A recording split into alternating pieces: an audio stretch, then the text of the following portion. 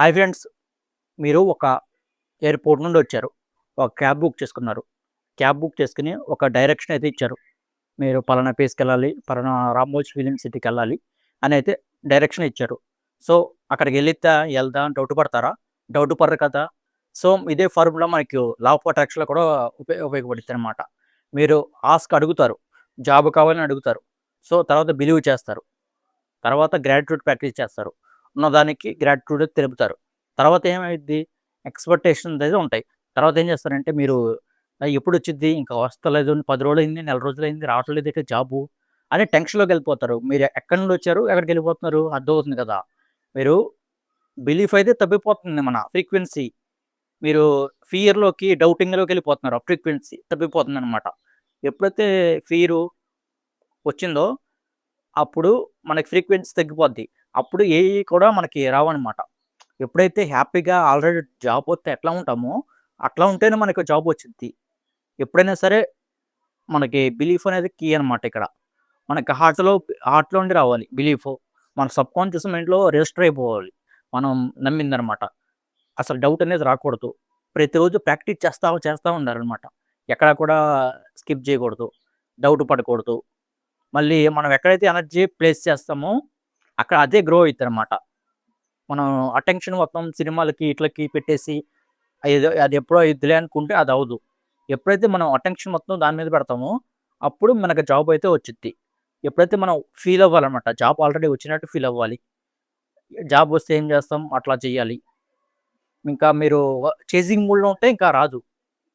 అర్థమైంది కదా! సో, మేమైతే అసలు ప్రాసెసింగ్ ఏంటిది? మేనిఫెస్టింగ్ ప్రాసెస్ ఏంటిది?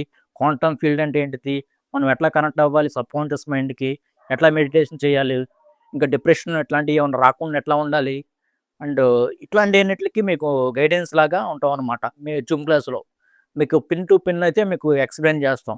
మీరైతే తక్కువ ఖర్చుతోని జాయిన్ అవ్వచ్చు. 3 డేస్ ఉండిద్ది. 3 డేస్ తర్వాత మీకైతే నమ్మకం వచ్చేద్ది. ఒక క్లారిటీ వచ్చేస్తది. అప్పటి నుండి మీ క్వాంటమ్ షిఫ్ట్‌లోకెళ్ళిపోతారు. ఎళ్ళిపోయిన తర్వాత మీకు ఆటోమేటిక్‌గా ఫ్రాక్షన్ ఆఫ్ సెకండ్‌లో జరిగిపోతాయి ఏదైనా సరే. ఇది మాత్రం ఖచ్చితంగా నిజం ఫ్రెండ్స్. ఆ ఫ్రీక్వెన్సీకెళ్తే. మీరైతే చాలా మందేంటంటే లో ఫ్రీక్వెన్సీలో ఉంటే ఏది జరగదు. సో, అర్థం చేసుకుంటారనుకుంటా. నాకైతే కాల్ చేయొచ్చు మా టీమ్‌కి. సో, అలా అయితే మేము కూడా మీకు హెల్ప్ అయితే చేస్తాం.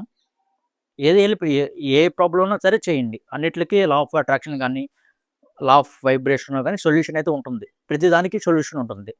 సో, దీనికి దానికి అదేం ఉండదు. కార్‌లకి, జాబ్‌కి, హోమ్‌కి, డబ్బుకి ప్రతి దానికి కూడా law of vibration, law of అట్రాక్షన్‌లో అయితే ఉంటుంది. నేనైతే బిలీవ్ చేస్తా. లా ఆఫ్ వైబ్రేషన్ అయితే బిలీవ్ చేస్తా. క్వాంటమ్ థియరీని బిలీవ్ చేస్తా. ఇయన్నీ అయితే మేము బిలీవ్ చేస్తామనమాట.